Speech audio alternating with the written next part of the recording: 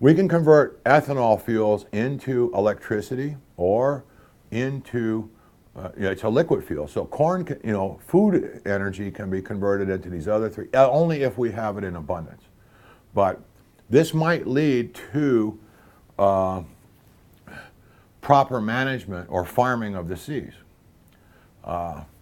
When you're putting something back, if you put some of this high protein distiller feeds that's left over from the ethanol process back into the soil, then the carbonaceous material from the plant residue is kind of like the potatoes, and this high protein distiller feed is kind of like the meat for the worms. So that little worms can grow up to be big worms and have little worms of their own.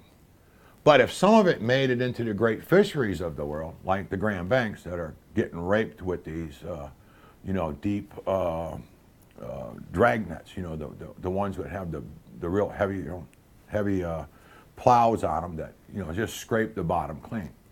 And they have a lot of bycatch that gets killed off and stuff like that. So I think you need a hook and line fisherman working with the factory ships where they catch the fish on hook and line and then take it to the factory ships for processing. You shouldn't be using these big drag nets. But if you put something back, you're farming it. If you don't put something back, you're raping it. And if you can get some of the fish waste proteins in pelletized form back to the worms, then that results in omega-3 fatty acids being there. They use, fish waste proteins for chicken feed, so they end up with higher omega-3 fatty acids in the eggs, but right. Got to grow more flax flour and put this in here to be good. I mean, this isn't really that good, if you want smarter puppies. There's a nutritional science study that had pregnant females on adequate levels of omega-3 fatty acids for pregnancy, nursing, and then in the adolescent stage of the children, they also continued on omega-3 fatty acid, and they ended up with smarter puppies. So if you get flax oil into chicken noodle soup, I call it Viking penicillin, not Jewish penicillin, because the main proteins for the Vikings, which were really smart warriors, I mean, they invented a lot of stuff, to survive in battle. And it was the smart ones that survive. You got to outthink your enemy before you can defeat them in battle. So I think that should be in Sun Tzu's book, If it's not, it should be. You got to outthink your enemy before you destroy him in battle. So, come on, Vincent. Little Debbie, not quite right. Not enough omega-3 fatty acids in there. so, I mean, you want a healthcare system that will focus on preventing disease instead of curing it. You want you want the focus not to be affordable health insurance. This is what's wrong with Obama's plan. Right. It's too much like Romney's, and it's like it doesn't have the right focus. Right. So Obamacare is not the right way to go. Affordable health insurance for more Americans is not what you need to do. You got to screw the insurance companies, you got to screw the lawyers, and you got to screw the,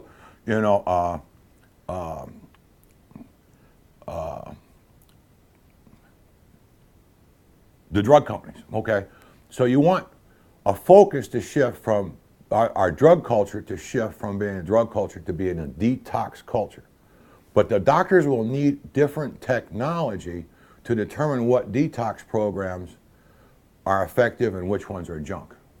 So, and it's an infrared brain and spinal column scanning system, and you got to be able to get the scan and the data collated into a 3D heat map for the doctors in like 5 minutes. So it has to be very, very high sensitivity infrared sensors with very, very high response time, which is basically missile sensor technology. And I will never be able to get my hands on it.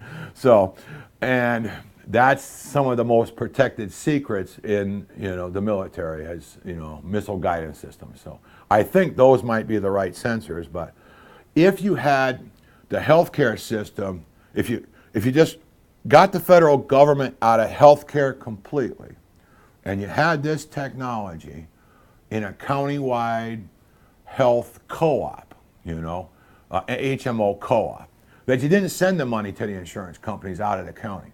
You kept the money in the county, and it's a tax, you know, when you're working, but you have access when you're not working but you're down there at, you know, Sherwood Forest helping the grannies get, you know, people fed and, you know, getting, you know, fertility back into the soils. So, and it might, the people that are in the big cities might have jobs for building stuff that the farmers need, you know, but there might have to be some reverse migration from the big cities back to the rural areas when you can't get them employed until you build up their job skill base.